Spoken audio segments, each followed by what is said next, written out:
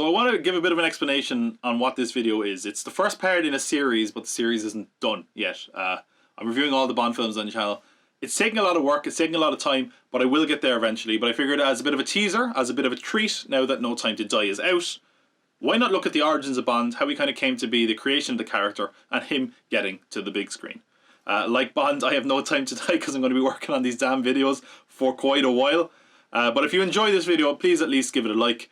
And if you want to see those reviews when they come out eventually, press that subscribe button. And if you want to see what that's going to look like, stick around till the end of the video. Welcome to a series look. Today we're looking at one of the most iconic, longest running franchises of all time. Bond. You have to let me do the thing. James Bond. Yeah, now is the time to run the...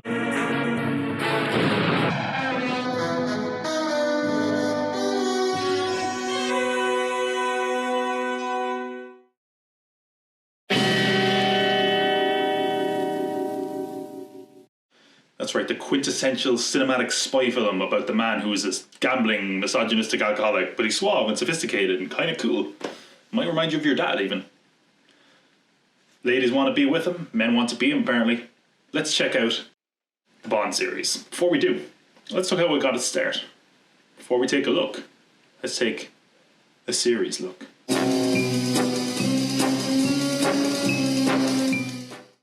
James Bond was created by Ian Fleming, a former naval intelligence officer who drew on his own experience and the spies he met to craft the world of what would be James Bond. Over the course of his career, he met a lot of different spies and took part in many operations to help build a certain realism and authenticity to the series.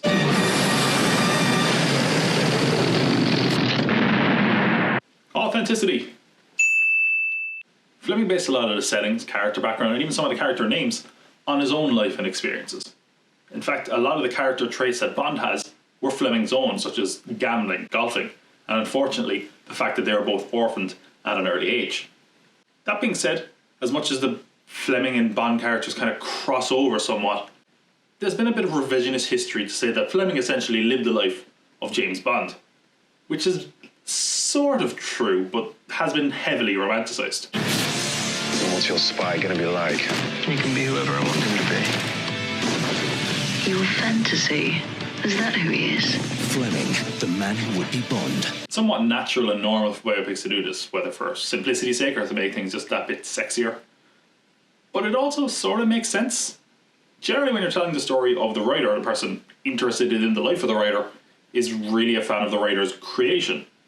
So how do you keep people interested? Well, you draw a parallel between the writer's life and the writer's creation, and you mix them together. In other words, to make things more interesting, maybe it would be good if we saw parts of their creation throughout the course of their life.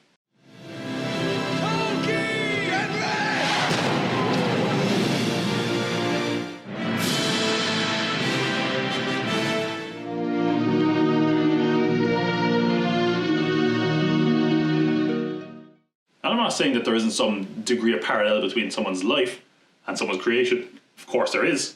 But this could easily be romanticised for those reasons. I can say it's 90% from personal experience, really, and I'm rather amused, of course, to put forward my own little quirks in prose. And while Fleming no doubt took inspiration from his real life, and of course his time during the war, a lot of his time was spent in an office, planning and working on intelligence and counterintelligence operations. And that means that the parallels between Bond and Fleming can at times be very tenuous, and it means that we try to make the mundane sound interesting. Like this clip of Joanna Lumley trying to make a door sound exciting. Oh look, just near this filing cabinet, here's the door. This was the door through to Admiral Godfrey, so Ian Fleming, when he was called, I say Fleming, and yes, and he'd have gone in through here. But of course, later on, this would have been the door that Bond would have been summoned for M. In reality, a lot of the exciting escapades that we see in the Bond films were what Fleming imagined other spies got up to in the field while he was in the office. While the background details, a lot of it was gathered from meticulous research and some of his own hobbies as well. Fleming's vision for Bond was a man who was dreadfully dull and things happened around him. In some ways, that could describe Fleming himself. And in keeping with the mundane, Fleming took the name of an ornithologist with what he thought was a dull and plain name. James Bond. Aside from their name though, they do have one other thing in common. They both get all the birds. First Bond book, Casino Royale, was published in 1953 with a new Bond book coming every year after, and even after the death of Ian Fleming in 1964. By the 60s, the Bond books were bestsellers, not least of which because JFK had put From Russia With Love in his top 10 books of all time, at which point they exploded in popularity.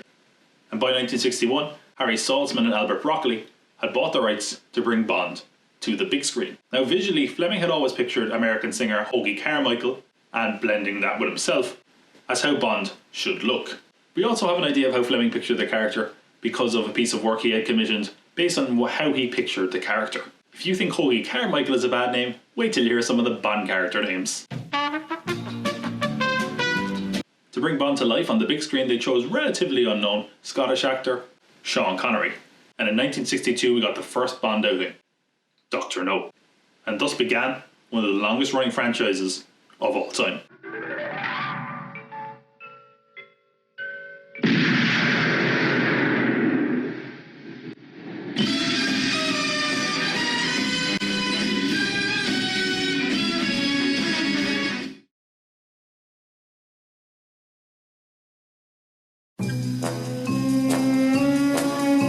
He had a bionic hand or claw or something? A claw! Bond would come back from Russia with love.